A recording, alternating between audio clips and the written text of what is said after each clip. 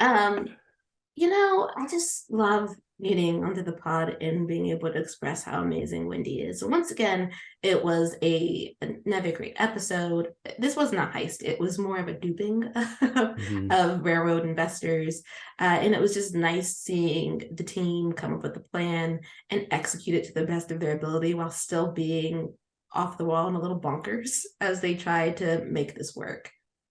It was a lot of fun, I have to say. I liked the fact that it was kind of like a kipper. You know what I mean? Like we get the team back together for something really like, it sounds quirky and like fun, but at the same time, there was a lot of like importance behind it because they were helping Callian. And I Mm-hmm. feel like they needed that kind of like oomph to get them back together because there's been a lot that's happened since they kind of went their own separate ways. And I'm sure we'll get into it all, but like the whole Abby and Kate awkwardness over, of course, Kate finding Abby with Tom the morning after. If they needed something like this to like get the band back together, and I thought it was like adorable that like Hoyt was the one that was like the team's back together because he was kind of like that gruff, reluctant one at the start. Um, yeah, a lot to get into, but I will say I like the fact that something important got the team back together because I forgot how much I miss seeing them all in the same place at the same time. It's been a while.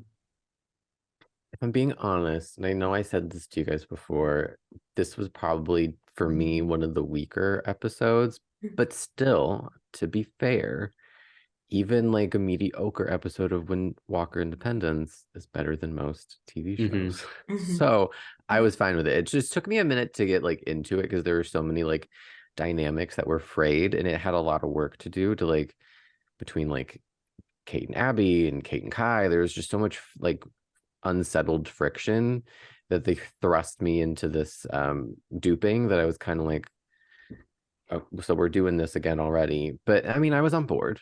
I'm always on board with whatever Wendy does, but it took me a minute to get into this episode. I have to admit. Only honest on this podcast, I have to say. Mm-hmm. Only honesty.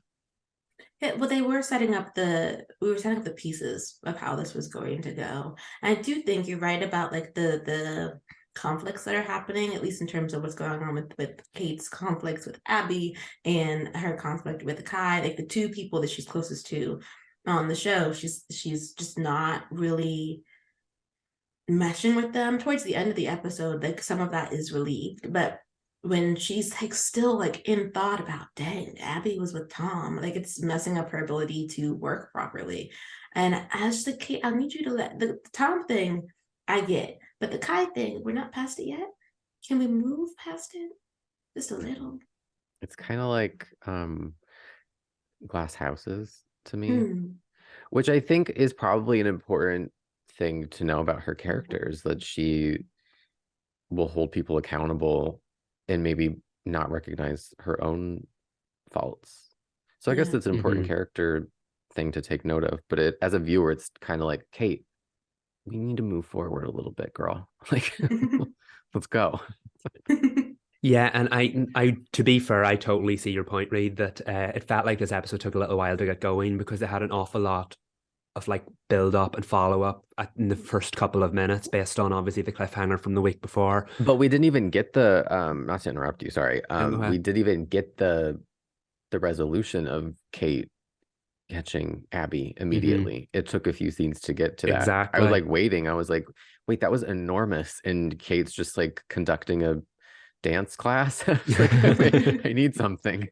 Yeah, I like the fact that she couldn't concentrate on it. She was like Kate, who's always got the most composure of everyone, was kind of a little bit falling apart. She wasn't paying attention to what was going on. Kai came in, things got worse. So I did appreciate that. But no, I do agree. I feel like the caper or the like a plot of the week kind of took center stage this week, and that meant that we didn't really get to the really juicy stuff until the back half of the episode, which felt like they were dragging their feet, even though they were telling a good story.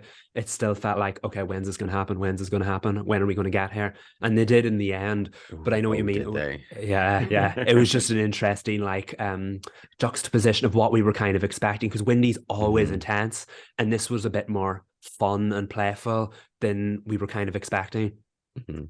Yeah, I feel like you're right. They were dragging their feet. And it also felt like they wanted us to keep popping in with Tom and Shane in this torture scene, my goodness, as we were doing like fun, light, and trying to help Callie, while also dealing with a very racist investor.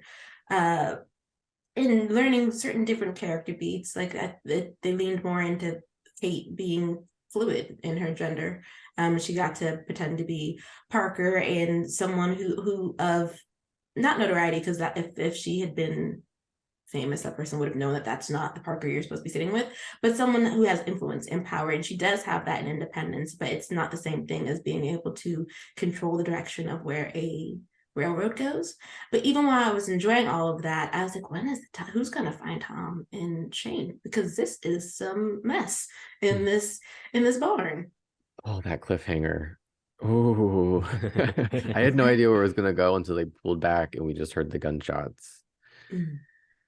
Oh my gosh. Gus better be fine. I mean, I'm sure he's fine, but Gus better be fine. Yeah. I feel like he is. I feel like that he was shooting, right? Well, it's 2 gunshots, so he could have shot, and then Shane or Tom shot.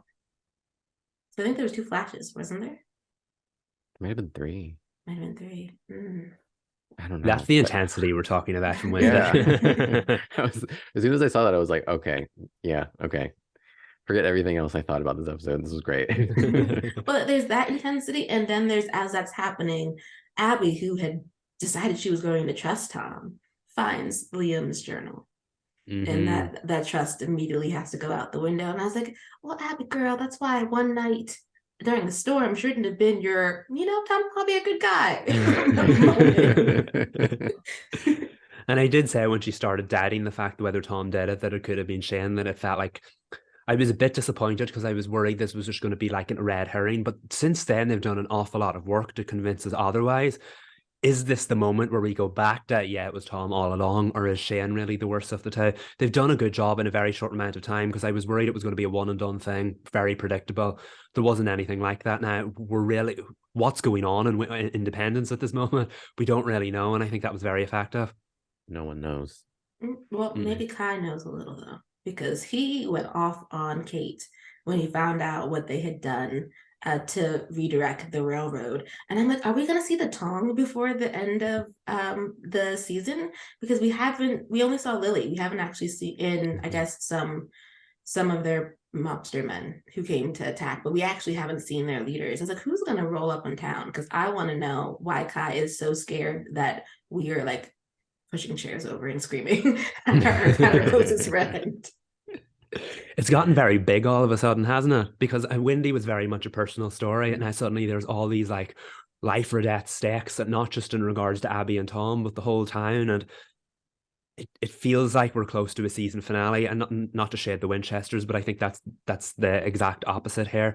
Well, it feels like it's kind of dragging its feet a little bit. I know Wendy did in this episode, but generally where the story feels at in Wendy now, it feels like we're on the cusp of a huge like explosive showdown.